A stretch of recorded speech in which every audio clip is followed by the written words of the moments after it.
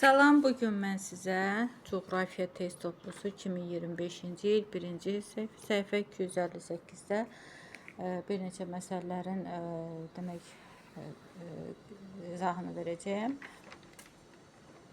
Və bu məsələlərin izahını verməzdən öncə qeydlər edək. Okean sularının xüsusiyyətləri cəryanlar bölməsində və duzluğa aid qeydlər edək. Okean sularında duzluluq promil ilə, yəni 1000 qram suda həll olan duzun miqdarı ilə ölçülür və dünya okeanda orta duzluq 35 promildir. Okean sularında duzluğun miqdarı okean suyunun temperaturundan, səthə düşən yağıntının miqdarından asılıdır. Və ekvatorial enliklərdə duzluq 34-35 promil, tropik və subtropik enliklərdə 36-37 promil, mülayim enliklərdə 33 promil, qütb ətrafı enliklərdə isə 32 promildir. Və bir də qeydlər edək. Əsasən Xəzər dənizində, müxtəlif dənizlərdə duzluluq müxtəlif olur. Yəni məsələ həllərində bizə lazım olacaqdır. Qırmızı dənizdə duzluluq 42 promildir. Ən duzlu hissəsi Qırmızı dənizdir, 42 promildir. Baltik dənizində 10 promildir. Bəzi məsələlərdə 11 promil götürülür. Xəzər dənizində 13-14 promildir. Və bir də qeydlər edək. Exolot, batiskaf və s. Yəni okeanların dərin hissələrini öyrənmək üçün batisfer və batiskaf adlanan qurğulardan istifadə olunur. Həmçinin 1-ci Dünya müharibəsi zamanı okeanların dərinliyini ölçmək üçün exolot kəşf olundu və exolotun iş prinsipi gəmidən okean dibinə qısa səs dalğaları siqnallarının yayılması, yəni göndərilməsinə əsaslanır. Və burada okean dibinə göndərilən səs dalğaları 1500 metr/saniyə sürətlə hərəkət edərək geri qayıdır və qəbul edilir. Və buna əsasən dərinliklər müəyyən edilir. Bir də qeyd edək, eyni dərinlik nöqtələri birləşdirən xətlərə izobatlar deyilir. İzoqalinlər nəyə deyilir? Duzluluqları, yəni eyni duzluğa malik olan nöqtələr birləşdirən qapalı əyri xətlərə izoqalinlər deyilir. Və məsələmizə baxaq. Demək, müəyyən qədər məlumat əldə etdik və məsələmizi həll edək. Orta duzluğa malik 4 ton okean suyundan nə qədər duz almaq olar? Orta duzluluq qeyd etdik ki, 1 litrdə 35 promildir və 1 litrdə 35 qramdırsa, 1 ton 35 kiloqramdırsa, demək 4 ton x. Buradan tənasüb tapırıq ki, 4 ton okean suyunda duzluluq 140 kiloqram olar. Yəni 140 kiloqram duz əldə etmək olar. Duzluğu 13 promil olan Xəzər dənizinin 4 litr suyundan nə qədər duz almaq olar? Xəzər dənizi bayaq qeyd etdik. 1 litrdə 13 qram duz əldə etmək olursa, 4 litrdə 52 qram duz əldə etmiş olarıq. Məsələ 25-ə baxaq. Məsələ 25-260-da, səhifə 260-da 70 kiloqram duz almaq üçün orta hesabla neçə ton okean suyu tələb olunur? Bayaqki qaydada demək 1 litrimiz 35 qram duz almaq olursa 1 litrindən 1 ton suyundan 35 kiloqram alırıqsa 70 kiloqram x. Buradan tapırıq 2 ton. Yəni 2 ton okean suyundan 70 kiloqram duz əldə etmiş oluruq. Qırmızı dənizin suyundan 147 kiloqram duz almaq üçün neçə litr su lazımdır? Burada da Qırmızı dəniz 42 promildir və 1 litrdə burada qramla istəyir bizdən 1 litrdə 42 qramdırsa, 147 qram x 3,5 litr qırmızı dənizin suyundan 147 qram duz əldə etmiş olaraq. Məsələ 32-yə baxaq. Demək, yenə də Atlantik okeanın tropik enliklərinin 5 ton suyundan nə qədər duz almaq olar? Yenə də baxırıq, 1 ton suyundan 37 kiloqram duz alırıqsa, 5 ton 185 kiloqram duz almış oluruq, ala bilərik. Sonunda məsələ 36-ya baxaq. Exolotdan göndərilmiş səs siqnalının gedib qayıtma müddəti 5 saniyəyə bərabərdirsə, göndərilən ərazi üçün okean dərinliyini hesablayın. Və dərinliyi hesablamaq üçün bizim düsturlarımız var idi. Baxın, bu düsturdan biz istifadə edirik. Demək, dərinliyi hesablanmaq üçün buradan məsələ misallar üçün nümunələr göstərilmişdir. Bir nümunəyə fikir verək. Okeanın dərinliyi 3000 metrdirsə, exolotdan göndərilən səs dalğası hansı müddətdən sonra geri qayıdar? Burada həlli verilmişdir. Səs dalğası okean suyunda sürəti 1500 metr saniyədir və onda 3000-i 1500-ə bölüb 2 saniyəyə tapırıq. Lakin exolotun hesablanması səs dalğasının gedib qayıtma vaxtına uyğundur. Odur ki, səs dalğası 2 saniyə ərzində suyun dibinə getmiş, 2 saniyədə geri qayıtmışdır. Deməli, exolot demək 3000 metr dərinliyi 4 saniyə ölçməlidir.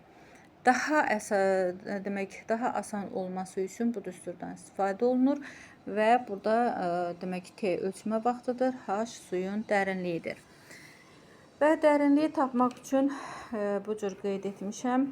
5 saniyəni vururuq 1500-ə, bölürük 2-yə. Çünki bizə deyir ki, gedib qayıtmışdır. Və dərinliyi olur 3750 metr. Məsələ 37-yə baxaq. Okean dibinə exolotdan göndərilmiş səs siqnalı 6 saniyəyə geri qayıtmışdır. Suyun dərinliyini hesablayın. Bayaqki qaydada indi dərinliyi tapmaq istəyiriksə, bu düsturdan istifadə edirik. Tapırıq 4500 metri tapmış oluruq. Məsələ 38-ə baxaq.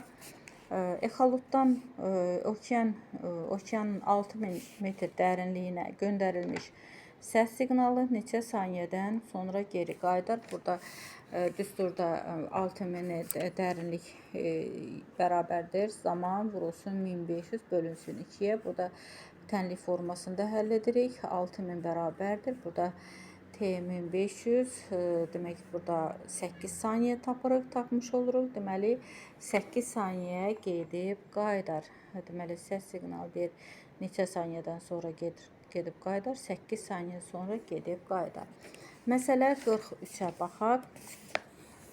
2 litr okean suyunda, 2 litr suda 30 qram duz olarsa, suyun duzluğu neçə promil olduğunu müəyyən edin.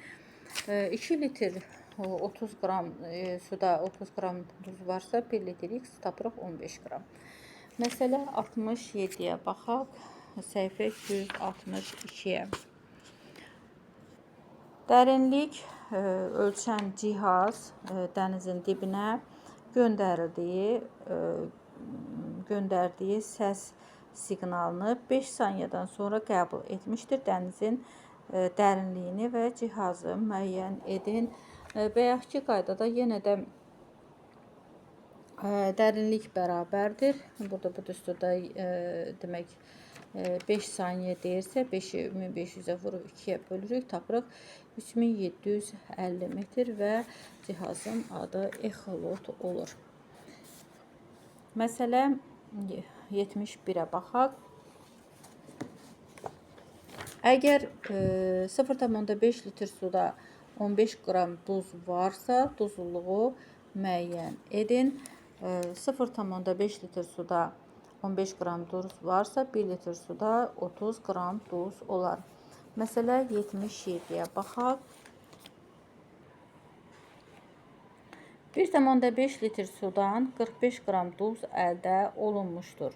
Suyun duzluluğunu orta duzluluğunu hesaplayın. 1,5 litr suda 45 qram duz vardır. 1 litrdə 30 qram olar.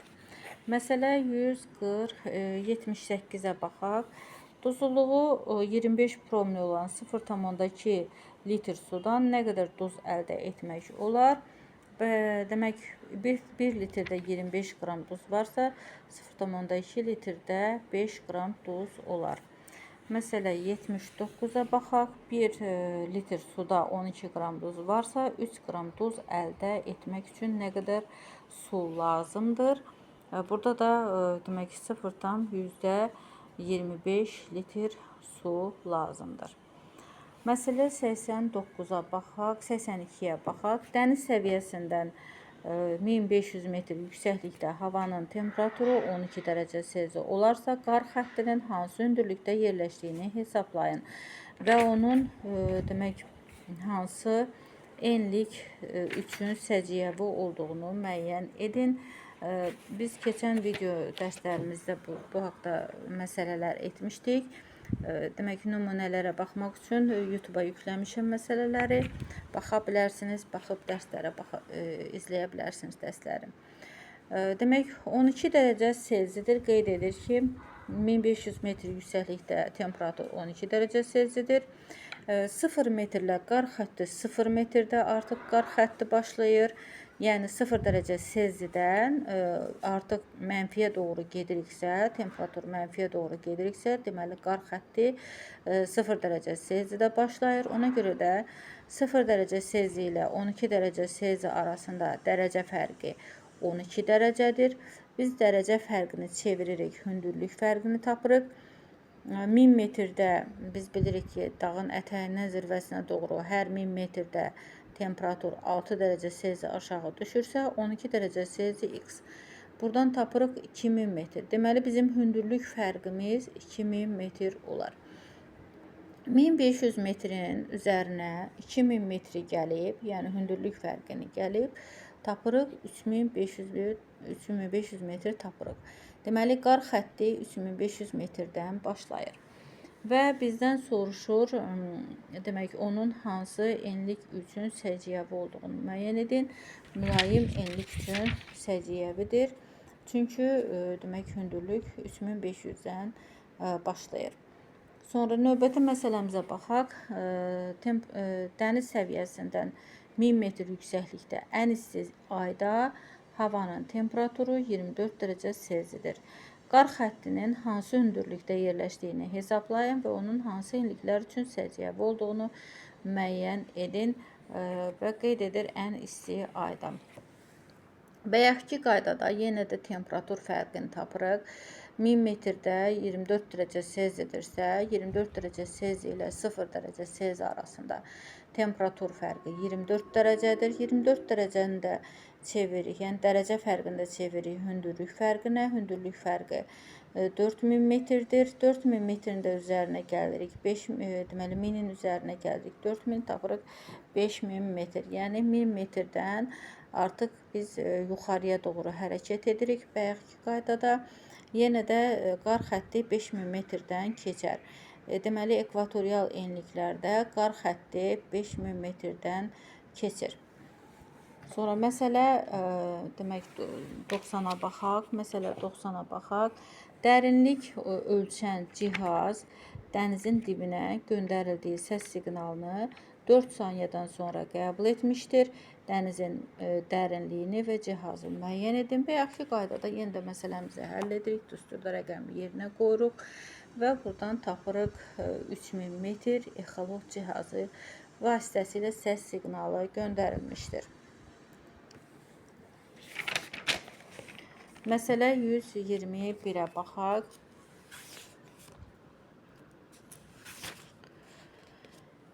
Duzluluğu demək 44 promil olan 1800 litr sudan neçə kiloqram duz əldə etmək olar?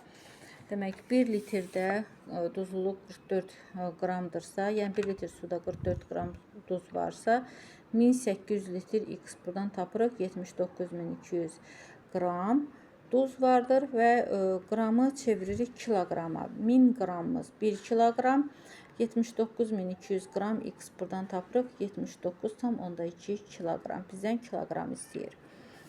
Neçə kiloqram duz əldə etmək olar? Məsələ 122-yə baxaq. 1,8 ton sudan 45 kiloqram duz almaq olarsa, suyun duzluluğu neçə promil olar? Bayaqki qaydada yenə də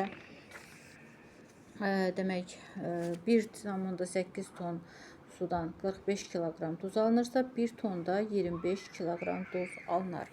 Məsələ 123-ə baxaq. Tropik enliklərin duzluğu 36 promil olan 5 ton suyundan alınmış duzun miqdarı, mülayim enliklərdə duzluğu 33 promil olan, demək eyni miqdarda suyundan alınmış duzun miqdarında neçə kiloqram çoxdur?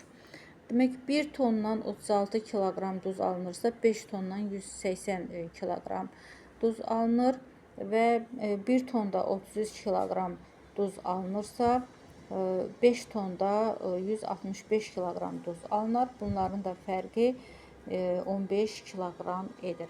Yəni deyir ki, duzun miqdarından neçə kiloqram çoxdur? 15 kiloqram çoxdur. Məsələ 124-ə baxaq. 8 litr dəniz suyundan 120 qram duz əldə olunmuşdur. Suyun duzluluğunu hesablayın. 8 litrdə 120 qramdırsa, 1 litr sudan 15 qram, yəni 15 promil duz əldə etmək olar. Məsələ 125-ə baxaq. Qırmızı dənizin 4 ton suyundan alınmış duzun miqdarı Qara dənizin, orta duzlu Qara dənizdə 18 promildir. Eyni miqdarda suyundan alınmış duzlardan nə qədər çoxdur? Burada 1 tondan 42 kiloqram alınırsa duz, 4 tondan 168 kiloqram duz alınır. Digər dənizdə isə Qara dənizdə demək 1 ton suda 18 kiloqram duz alınırsa, 4 ton suyundan 72 kiloqram duz almaq olar və qeyd edir ki, neçə suyundan alınmış duzlardan nə qədər çoxdur? 96 kiloqram çoxdur. 96 kiloqram çoxdur. Məsələ 126-ya baxaq. Orta duzluğa malik olan okean suyundan demək 7 kiloqram duz alınmışdır. Həmin miqdarda duz almaq üçün Şimali Xəzərdən, burada promil 2 promildir, götürülən su okeandan götürülən sudan neçə litr çox olmalıdır? Neçə litr çox olmalı deyirsə, 1 ton sudan 35 kiloqram alınırsa, 7 kiloqram X buradan tapırıq 0,2 litr sudan 7 kiloqram duz alınır. Demək, Şimali Xəzərdə isə 1 tondan 2 kiloqram duz alınırsa, 7 kiloqram, yəni 3,5 ton sudan demək 7 kiloqram duz alınır. Bunların da fərqi, yəni 3,5 tondan çıxırıq 0,2 ton, tapırıq 3,3 ton. Lakin bizdən litrlə istəyir. Litrlə istədiyinə görə 1 tonumuz 1000 litrdirsə, 3,3 ton X buradan tapırıq 3300 litr olar. Doğru cavabımız 3300 litr. Bizdən litrlə istəyir. Məsələ 127-yə baxaq. Qırmızı dənizin suyundan 42 promil, demək 84 kiloqram duz alınmışdır. Həmin miqdarda duz almaq üçün Azov dənizindən götürülən su, Qırmızı dənizdən götürülən sudan neçə litr çox olmalıdır? Qırmızı dənizdə biz bilirik ki, 1 litrində 1 ton suyunda 42 kiloqram duz alınır. 84 kiloqramdan, yəni 2 ton suyundan 84 kiloqram duz alınır. Digər dəniz isə Azov dənizidir. Azov dənizində 1 ton Azov dənizinin suyundan 12 kiloqram duz alınırsa, 84 kiloqramdan, yəni 7 ton suyundan 84 kiloqram duz alınır. Onların fərqi, yəni 7 tondan çıxırıq, 2 ton tapırıq. 5 ton edər. Litrlə istəyirsə, litrə çeviririk. 5000 litr edər. Yəni 5000 litr çox olmalıdır. Məsələ 128, sonuncu məsələmiz. Exolotdan M və N çökəkliklərinə göndərilmiş səs siqnalı müvafiq olaraq 4,8, 6,4 saniyə geri qayıtmışdır. Bu çökəkliklərin dərinlik fərqini hesablayın və yaxud ki, qaydada yenə də dərinlik düsturunu yazırıq. Yəni dərinliyi tapmaq üçün 4,8 vururuq 1500-ə, bölürük 2-yə, tapırıq 3600 metr. Birində 3600 metrdir dərinlik, digərində isə 4800 metrdir dərinlik. Onların fərqi, deməli 4800 metrdən 3600 metrə çıxıb tapırıq 1200 metr. Deməli dərinlik fərqi 1200 metr olar.